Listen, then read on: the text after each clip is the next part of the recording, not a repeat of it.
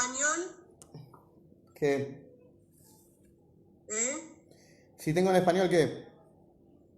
Esas noticias. Sí, sí, sale, en general sale. Está, uno tiene que ¿Me por lo ahí, podés mandar hay que así? buscar, Lo hay que buscar todo lo que está pasando en el mundo hoy en día, que es increíble, todo lo que está pasando en el mundo en cuanto a la tierra de Israel, los acuerdos que están habiendo, como muchos países, por ejemplo, las últimas dos grandes noticias que tenemos es incluso desde Pakistán. Pakistán, cuya capital se llama Islamabad, es un país extremista musulmán y los clérigos, ¿sí? Que son los que realmente tienen el control político del país, le están diciendo a los políticos, llegó la hora de reconocer al Estado de Israel, llegó la hora de reconocer, sí, que a Israel, a los Yudim les pertenece el territorio. Es decir, son cosas que no te hubieras imaginado, no hace 50 años, hace 10 minutos no te hubieras imaginado de que Pakistán, si en Pakistán está habiendo todo un movimiento de los musulmanes, que son los tipos, no estamos hablando del gobierno, que el gobierno, los políticos pueden un día cambiar, pensar de una manera y al otro día contradecirse. Estamos hablando de los tipos más extremistas, de los tipos, de los enemigos más fuertes de Israel, que son los clérigos. Un país como Pakistán que no deja entrar a alguien que tenga pasaporte israelí y de repente declaran en todos los medios de prensa mundiales que llegó la hora de hacer las paces con Israel. Es decir, están pasando todos los días cosas y cada vez de una forma más acelerada. Como vimos la semana pasada, también hubo un vuelo especial a Marruecos, ¿sí? Otro país que también no tenía relaciones con Israel y las está restableciendo. Un país que tiene mucha historia de la diáspora judía. De Marruecos salió Rabbi Jaim Benatar, por ejemplo, el Mashiach, que fue un Mashiach de la generación antes del Baal Shem Tov. Es decir, que están pasando cosas todos los días. Bueno, pero ¿dónde una burra como yo puede Bueno, buscar por esas eso cosas? tratamos de conectarnos y pertenecer a una comunidad y conectarnos a un estudio para poder compartir estas Pero yo quiero noticias, saber esas noticias. compartir ¿Dónde este las puedo? conocimiento. Mira, el Rebe hace 30 años atrás, exactamente hace 30 años, pero exacto, el Rebe dice que se está viviendo un fenómeno actual que nosotros lo decimos todos los sábados a la mañana en las plegarias. Ese fenómeno se llama Lemake Mitzrayim Bebejoreem. Significa el que golpea a Egipto con sus propios primogénitos. ¿Sí? ¿Qué significa esto? Todos lo conocemos, cualquier judío que tiene un poquito de estudio sabe que esto se llama Shabbat Agadol, que esto se recuerda al Shabbat. Un segundo, voy a cerrar la puerta. Se me va el poquito de aire fresco que tengo acá. Todos sabemos que el Shabbat anterior a Pesach se llama Shabbat Agadol porque se dio el gran milagro de que los primogénitos egipcios, ¿sí? Los máximos K egipcios, guerrearon contra sus padres, ¿sí? Porque sabían que iba a venir justamente la última plaga, que era la muerte de los primogénitos. Habían anunciado 9, las 9 anteriores se habían cumplido y ahora se venía la muerte de los primogénitos. Y el faraón y su establishment político no quería liberar a los hijos de Israel. Y los primogénitos, al ver lo inflexible del faraón, desataron una guerra interna. Los egipcios se empezaron a enfrentar entre ellos mismos. Por eso las plegarias, y es un versículo de un capítulo de los Salmos del rey David, dice con total claridad: el que golpea a los egipcios con sus propios primogénitos. Que este es uno de los milagros más grandes de la historia. Más grande de la historia. Que el mal, nuestros enemigos empezaron a eliminar entre sí. ¿Les suena a algo parecido que está pasando ahora? El Rebe sobre esto trae varios detalles. ¿Sí? El que golpea, primero dice, no dice el que mata a los egipcios. Los milagros que se están dando también es justamente en esto.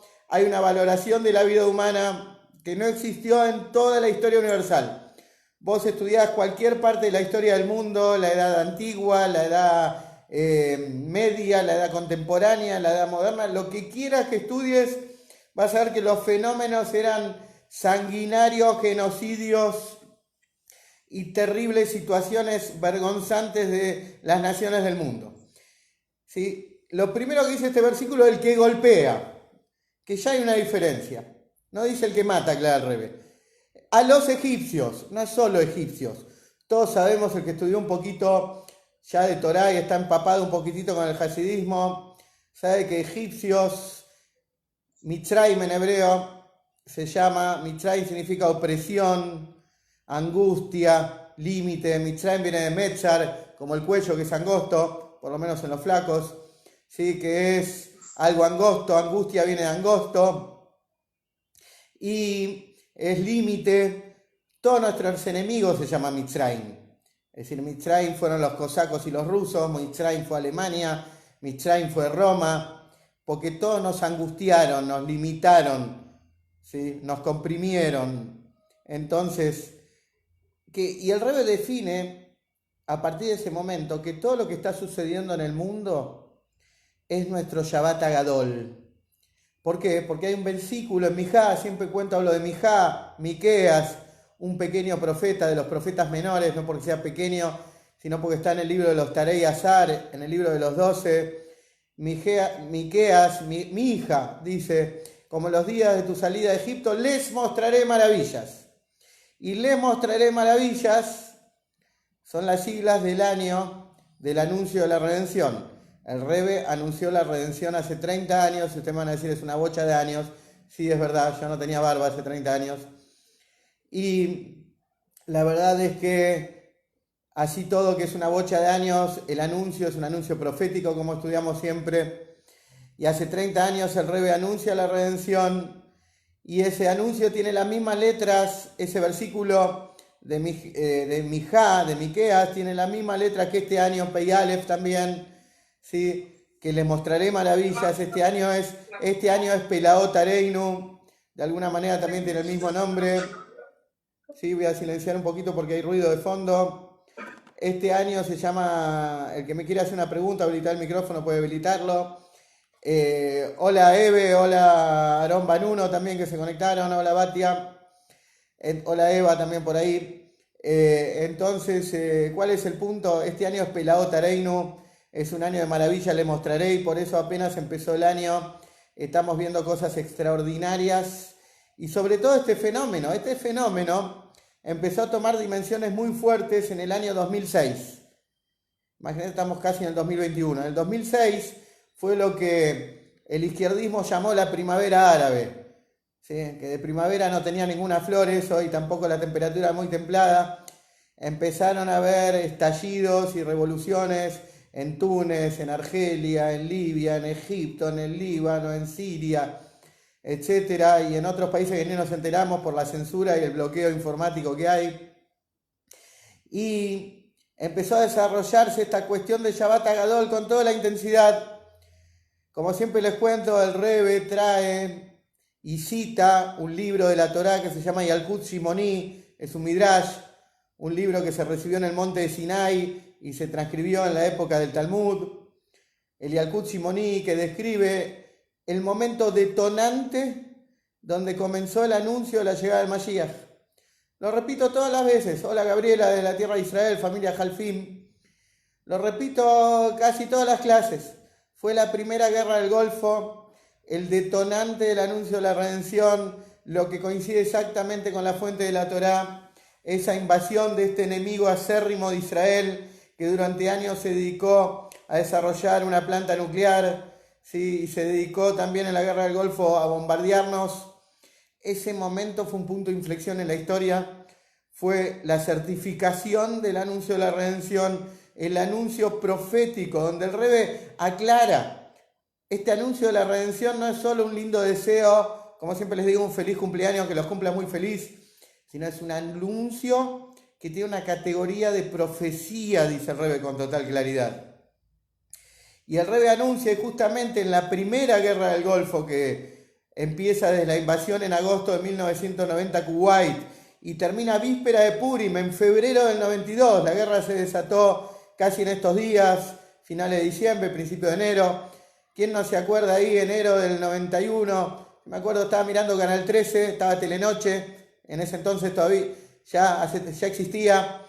Y habían puesto en los letreros que ponen abajo, en las placas, en Telenoche, bombardeo en Tel Aviv, misiles Scad, que eran misiles rusos que tenían los iraquíes, que habían acumulado durante años.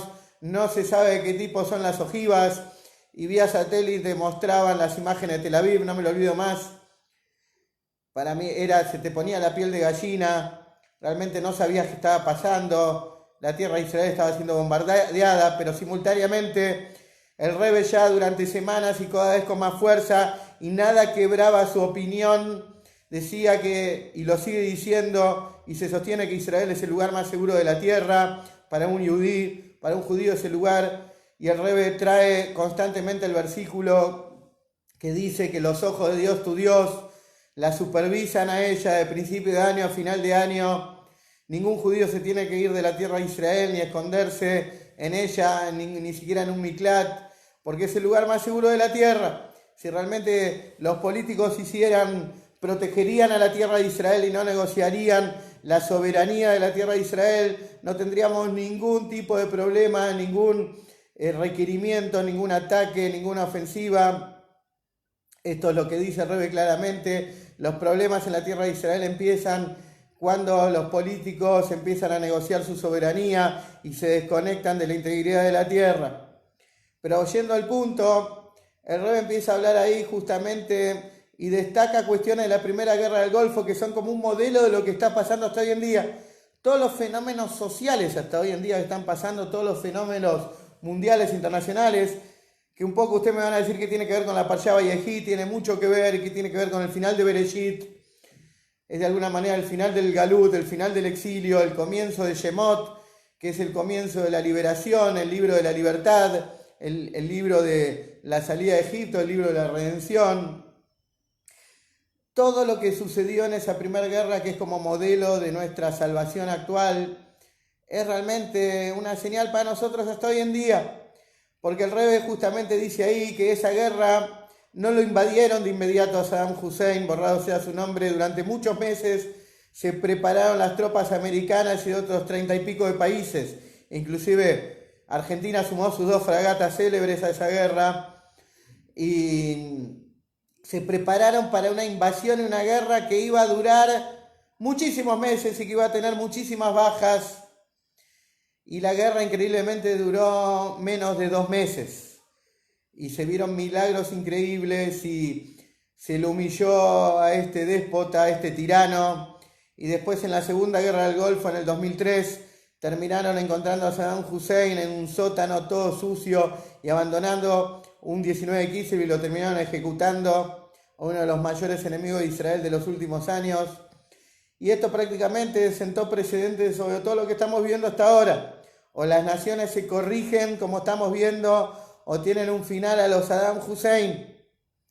Y esto es una de las cosas que marca el Bereshit, el final de Bereshit y el principio de Shemot. Uno de los grandes conceptos que tenemos acá en Vayehí y su transición a Shemot es que el libro que habla de la redención se llama Nombres.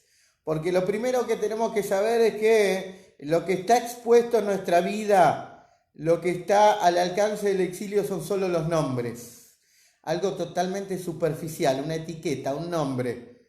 Pero nuestras esencias, nuestras almas, lo que somos realmente, eso está totalmente salvaguardado y totalmente protegido por Hashem.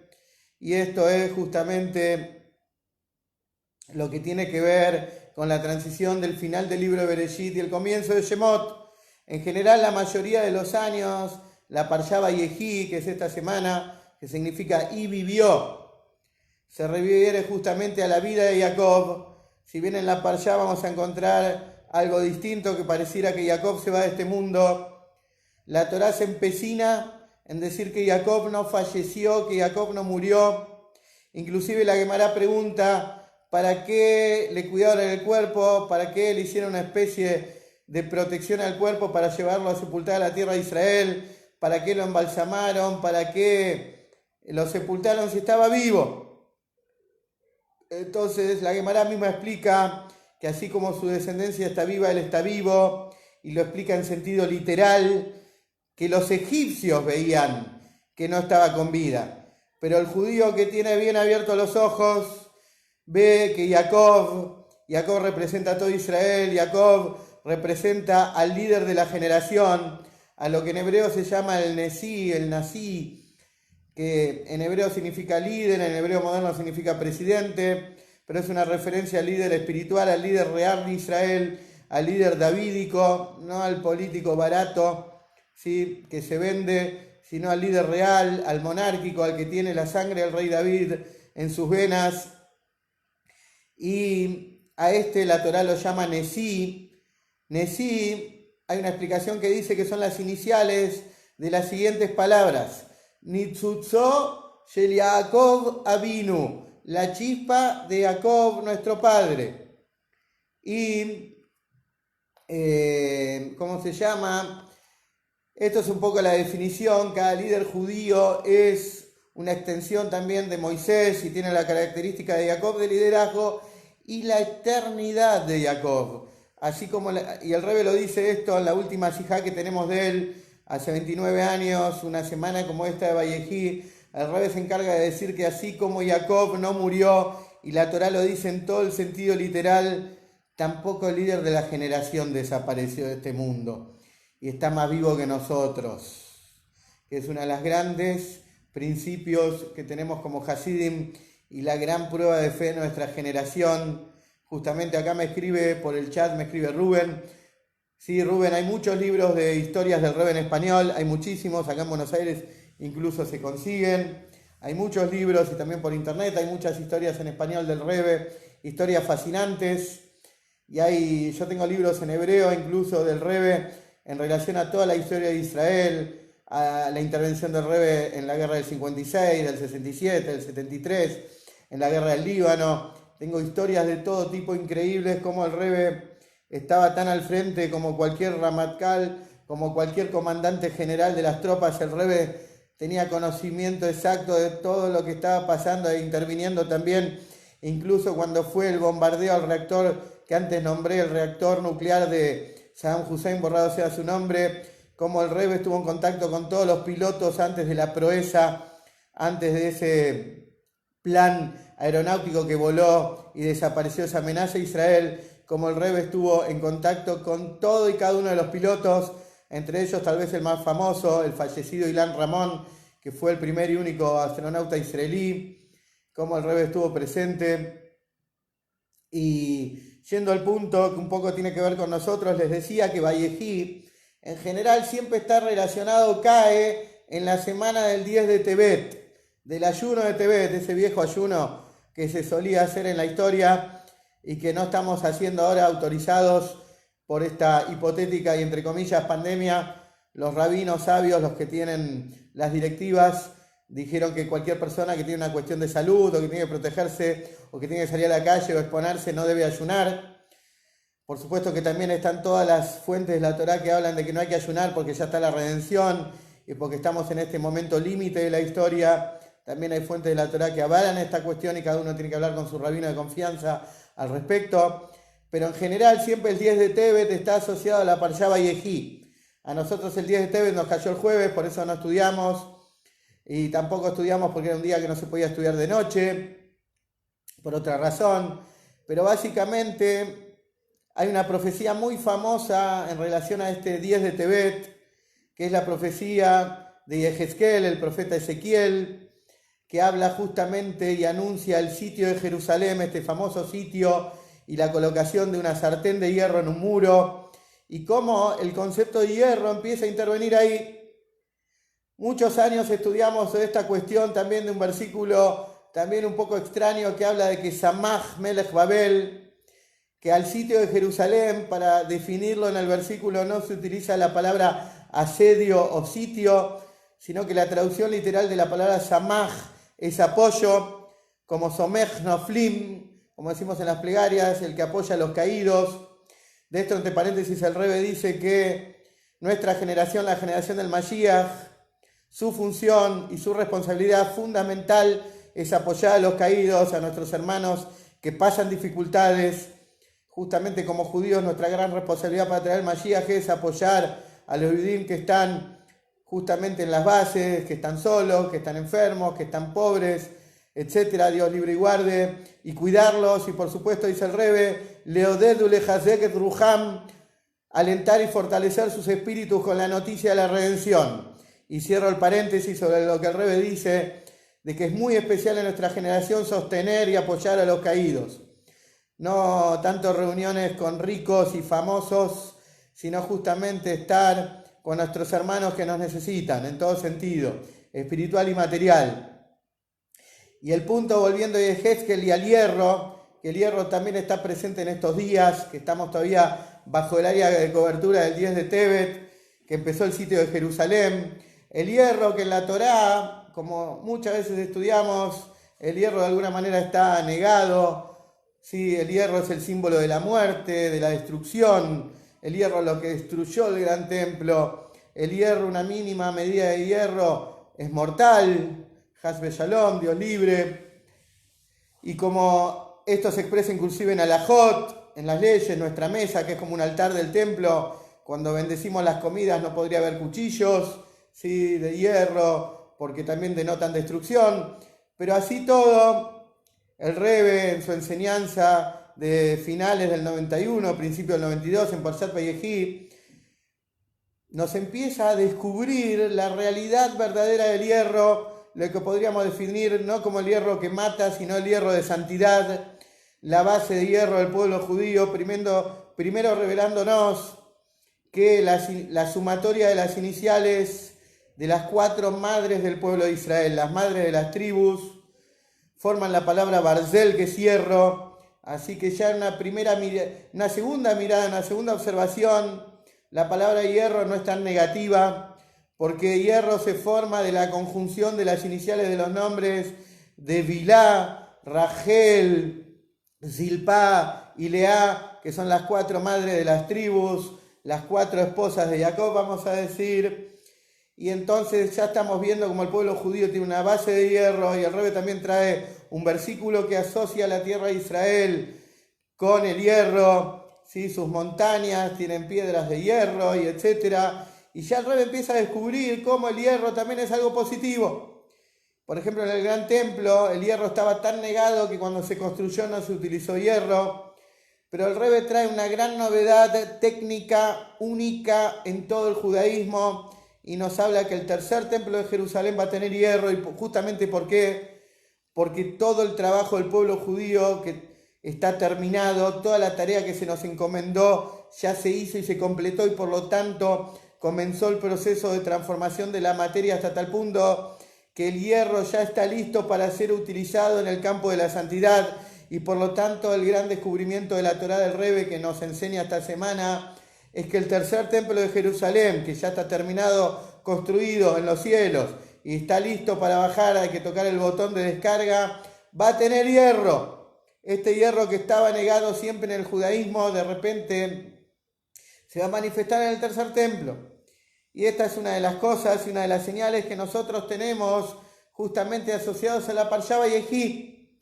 Sí, una Parsha Vayehi que indica un tema también conocido, que son los mejores años de la vida de Jacob, que los vivió en el peor lugar. Una gran paradoja. Egipto, que es denominado la depravación de la tierra, el lugar más impuro, el lugar más terrible, de todas maneras se termina transformando, ¿sí?, en esta paradoja, en esta contradicción aparente, en el lugar de los mejores años de la vida de Jacob. Justamente estos 17 años que también coinciden con el valor numérico de la palabra Tov, que significa bien. Y este Egipto justamente demuestra como un judío, donde lo haya colocado la providencia divina y bajo todas las variables que interactúan en su vida, un judío puede salir adelante y puede ya revelar el Tov en su vida.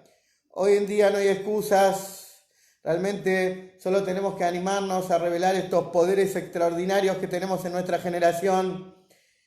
Y esto lo vemos, este poder extraordinario que tenemos, y tenemos que revelarlo como lo reveló Jacob, y fueron los mejores años de su vida en el peor lugar. Sí, esto es increíble. Lo tenemos bien marcado en un mamar del hasidismo que se empezó a estudiar estos días, que se llama Bati Leganim, que es el mamar que nos dejó el Rebbe anterior como enseñanza para nuestra generación, y es el mamar con el cual se coronó el Rebbe en 1951 como rey de Israel, como Melech HaMashiach, y es la enseñanza que año a año el Rebbe nos transmite. Y este año nos toca el capítulo 11 analizar del Rebbe, que justamente habla del poder que tenemos nosotros, inigualable en esta generación. Los armamentos espirituales que tenemos, como cada uno de nosotros somos soldados, como el pueblo de Israel es increíblemente llamado en la salida de Egipto, Tzivot Hashem, ejércitos de Dios. Y justamente como la palabra ejército, Tsebaot, también es uno de los nombres divinos y de los nombres divinos sagrados. Y como el Rebbe anterior nos trae esta gran metáfora que nuestra vida, nuestra situación actual son los últimos segundos de la guerra. Nuestra guerra, como siempre sabemos, y de todos los Rebbeim, es una guerra de luz, para que la luz termine de desplazar a la oscuridad, ¿sí? A esto que no vemos la presencia divina en el mundo, que presencia divina es algo por ahora de metáfora, de poesía, pero queremos una presencia divina perceptible, tangible, palpable, visible, como vemos cada una de las cosas de nuestra vida. Y como justamente el rey, hay un momento que el rey nota que la guerra es demasiado extensa y el rey desarrolla la facultad de Netzach, victoria. Y la victoria justamente para ganar, que justamente la cuestión de ganar lo tenemos enraizado en el alma. Hay gente que por ganar deja la vida y esto es una de las características con las que Dios creó al hombre. La cualidad de victoria es más que la fuerza de voluntad y más que la fuerza de placer. El rey sacrifica su vida frívola, su harén de mujeres, sus caviares, sus manjares, para ganar la guerra. Y para ganar la guerra abre sus tesoros, abre la Reserva Federal, esos tesoros que tuvo guardados muchas generaciones, y esto es una referencia al hasidismo, al interior de la Torá, que estuvo durante muchas generaciones, prácticamente 3000 años vedado y guardado bajo 7 llaves, y el hasidismo lo liberó para que todos los soldados rasos, cada uno de los judíos, tome este armamento sagrado al interior de la Torá y gane la guerra, defina el galut y traiga la redención. Y esto es lo que vamos a empezar a estudiar, si Dios quiere, en las próximas clases, el Bati Leganí, ¿sí? Justamente el mensaje de redención que tiene este Maimer del Rebbe. Bati Leganí es un versículo del capítulo 5 del Cantar de los Cantares, el primer versículo. Cuando uno estudia esas palabras, Bati Leganí significa vine a mi jardín. Rashi del versículo explica que Bati Leganí es la inauguración del gran templo, del Beit HaMikdash, directamente. La parte básica de la Torá no tiene vueltas, sin vueltas te dice, Bati Leganí, vine a mi jardín, no es solo una remembranza de lo que era el inicio de la creación, que no era esta jungla, sino era un jardín, para revelar que ahora es un jardín realmente, que Hashem ya está por revelar su presencia, pero vine a mi jardín, es la instalación del Beit HaMikdash, el gran templo. Esto es lo que, si Dios quiere, vamos a estudiar. Este estudio está dedicado a la refuá Shelema del querido amigo Miguel, que es Israel Jai Ben Kaila Cohen, para que tenga una inmediata refuá, Sat Hashem, y si Dios quiere, nos vamos a ver el jueves a la misma hora, a las 7. Así que bueno, un saludo a todos los que participaron. Ya mismo nos encontremos con la Geule, con el Melech HaMashiach Teikuf Miad Mamesh. Nos vemos la próxima. Un saludo a todos.